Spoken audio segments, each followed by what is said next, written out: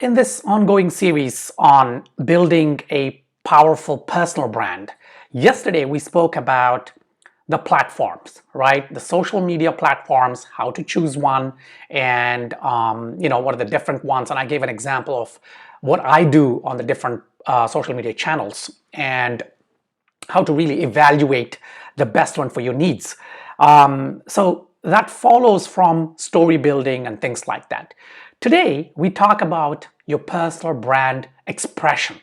So far we've been talking about, the kind of brand essence, which is, your purpose, your mission, your values, and so on and so forth, story building, and all that. But the biggest question when someone is building a personal brand is, what do I express, right? What do I say? And what is this personal brand, right? Now, a personal brand is nothing but building an authority status, right? So this might be called an influencer in certain kind of segments, or an authority, or in an extreme sense, a guru. Now, I hate that word, and of course, there's lots of gurus out there, genuine gurus, fake gurus, all that. That's a whole different topic. But the fact of the matter is, setting yourself up as an authority is kind of the brand expression of your personal brand. So your target audience needs to perceive you as an authority figure in your kind of field, or in whatever that you're sort of focusing on. And that way, they should be, number one, open to what you're saying and whatever you're sharing, or suggesting or advising, or whatever. But also to be sort of reaching out to you when they need clarifications or advice, and so on and so forth. And that kind of interaction where the target audience on one hand is open to what you're sharing, and on the other reaches out for help or advice or whatever, that creates this dynamic both in, for example, your career path. Then that authority status means that your potential employers see the value in you and therefore would compensate accordingly. And if it's a business, if you're an entrepreneur, you're running a brand, then your potential customers would see the value in your brand and your association with your brand. So they would like to work with you, so that then rubs off on your business, right? So setting yourself up as an authority is almost like the end goal of the personal brand building process. And it's really the holy grail, because there's lots of people online and lots of people talking about lots of different things, sharing, but not everyone is an authority figure. So how do you go about establishing this authority? It's going to take a series of videos to talk about it, but today we'll just talk about the brand expression, the personal brand expression, expressing yourself so that you're on the path to becoming an authority figure, right? Fundamentally, it all boils down to research. Now, you might know a lot of stuff, right? In whatever that you're passionate about and whatever that you're sharing through your personal brand. But you should always research. So it's always about digging deep, going the extra mile. Even if you think you know a topic, you need to research the hell out of it, right? And it is not easy. Now, if it was easy, then you becoming an authority figure wouldn't really matter, because everyone would be an authority.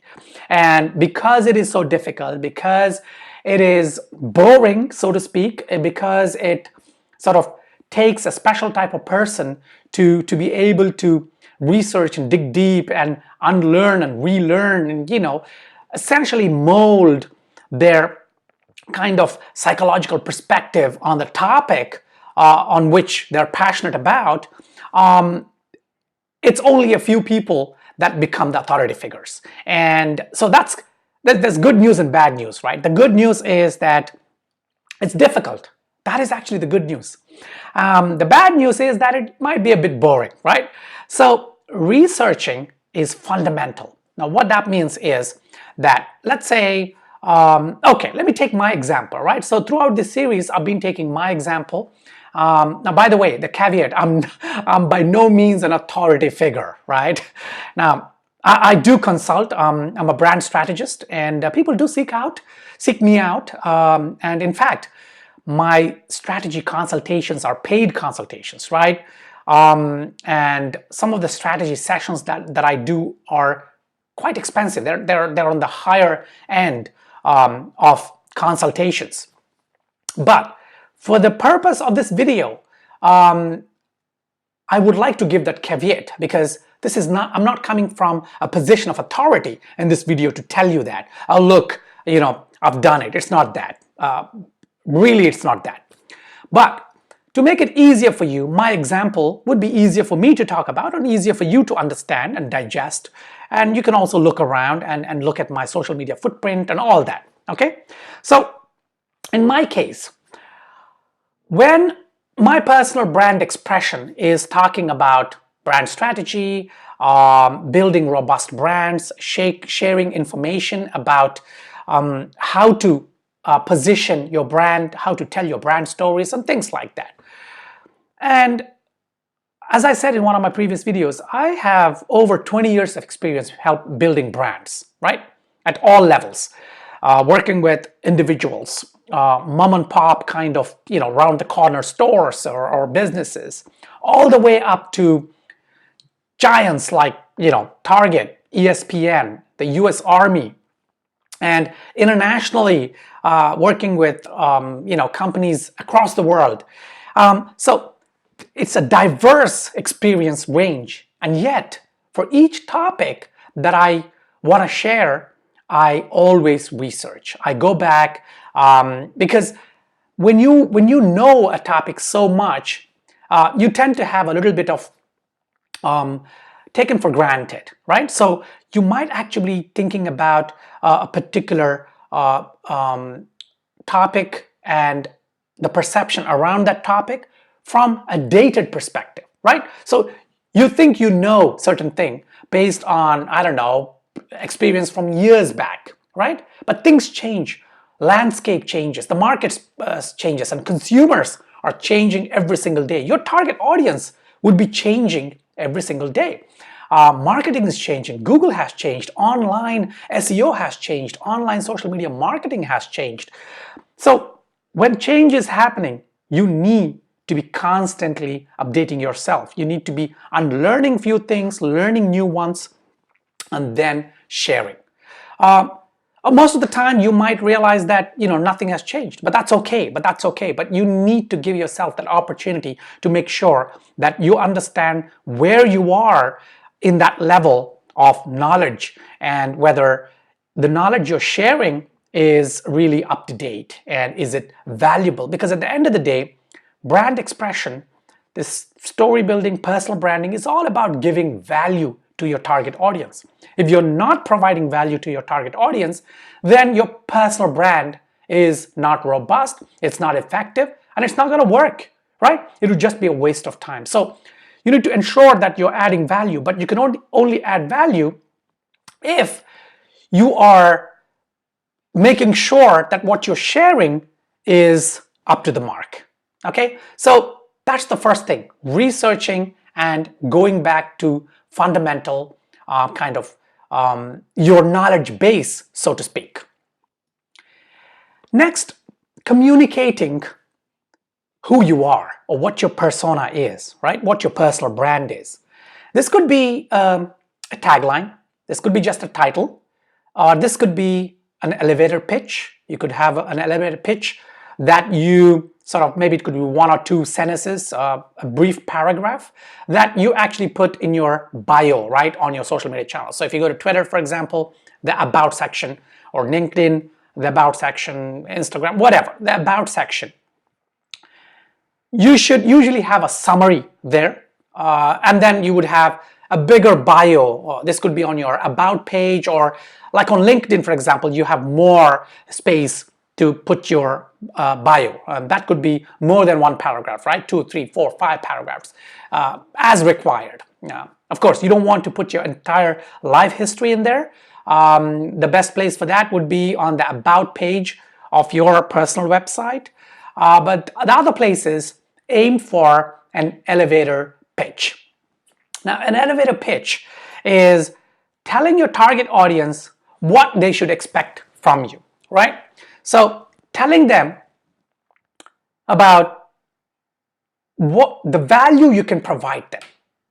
And this is not just about sales kind of a pitch. This is not about, okay, because see, the thing I observe a lot of the time, and the thing that really sort of makes me laugh is people creating elevator pitches that are ridiculous, right? They're so flowery, they're so embellished, they have a ton of jargon, they use sophisticated words, they use big words, and basically it's talking about, like, you know, I am probably the greatest person you're gonna meet. Yes, it would work if the truth backs that up, but a 22, 24-year-old saying that, you know, he or she is the answer to all kinds of marketing may not be genuine, right? Maybe it is. Maybe you're one of those rare individuals that has really mastered marketing by the time you're 22 or 24, and you've already worked with, you know, the biggest companies out there. You've proven results where you show that you have created marketing value in the millions and so on and so forth. If you're one of those individuals, then congratulations to you. Well done, kudos, and yes, you can, you know, say whatever you want, and because it's going to be backed by facts. But if you're just starting out and you've read somewhere that you need to have an elevator pitch that really tells your target audience what you're going to do for them and that you are the be-all end-all. No, avoid that, right? Resist the temptation. Yes, you would see others doing it, and if you think that, you might be thinking that perhaps if I don't really throw my hat in the ring, and if I don't have a really lofty sounding, powerful, robust sounding tagline or pitch, people are not going to take you seriously, then no, don't worry about it. People will not take you seriously if you have a really ridiculous sounding and flowery kind of pitch. Keep your pitch short, brief, and genuine, authentic, right? If you're building a personal brand where you're trying to be, let's say, yeah, let's talk about the wine market, right? The market segment. So let's say you're not a sommelier. You have a little bit of experience, so you maybe worked in a restaurant, you do know your wines, and maybe you passed level 2, level 3 with the WSET, and you have you know, you've rated a few wines on Viveo. You probably have a blog, and you're a wine blogger, so you're slowly starting to review wines. You're traveling a little bit. Then do not, you know, put your kind of tagline and all that as a wine expert. No, in fact, yes, call yourself an enthusiast, right? So pick the right words to express where you are, and don't worry about trying to impress people. Your pitch is not going to impress them. What you say is going to impress them. What you share, what you know that comes out is going to impress people. So when you're working on expressing your kind of elevator pitch, be very authentic, be very to the ground, and let your kind of content do the talking. Okay, so even if you just have just a single title, wine enthusiast, that's it, right? Like I mean, I have different pitches in different channels, but usually it'll be something like brand strategist, or it used to be serial entrepreneur before, but then, you know, everybody started using serial entrepreneur, and I was like, you know what, yeah, just change that. Brand strategist is just my title. And sometimes I say, yeah, I help build brands or I work with brands. I try and express what I do on a daily basis as just my elevator pitch. So yeah, that is the second aspect, which is really telling people what your personal brand is all about. And then the next part of brand expression is visual expression. Now, the visual expression, I'll probably do another separate video. I don't know, I'm not sure. But at least for the scope of this video, visual expression is about your website, of course, your blog, whatever, the way it looks, the way it feels, your social media channels and the branding, the cover images, the avatars, your personal logo, if you have one, and I would thoroughly recommend that, a personal logo, and it doesn't have to be like a corporate logo. It could just be something that represents your your journey, right? It could just be your initials. It could be your full name or your first name in a stylized manner. You could have an icon that represents you, or your initial turned into an icon. Whatever it is, try and have a distinctive mark that can be recognizable, right? And that can be then used as an avatar. But in most cases, of course, your avatar on social media has to be your photo, right? Your profile pic. So, but it could be used as a watermark, for example. Let's say you're making videos on bottom or top right-hand corner or whatever, you could have this icon. It could be a logo on your website. It could be also as a signature, so on and so forth. But the important thing is to have a kind of a unique visual signature, right? So choose some colors. Choose maybe one or two primary colors as your core colors, and you keep it consistent. You use those colors all over the place. You could also have a set of tertiary colors, or it could be a particular font that you choose, and that wherever your blog, on Instagram images, or whether it's text, or on YouTube when you have a thumbnail, use that font consistently. So it's all about consistent visual differentiation. And as you progress, as your personal brand builds, then you can get more sophisticated, and you can invest in having really distinctive look, almost like branding, right? I mean, like a business branding, but your personal brand. And your photos, for example, hiring a professional photographer, or going to a studio and getting some really professional shots done. And it could be with a business attire, with a casual attire, and also spending good money on good equipment. Not at the beginning, okay? At the beginning, your phone would suffice, but later on, getting a DSLR or a mirrorless camera, something like the Fuji X-T3 or something like that, right?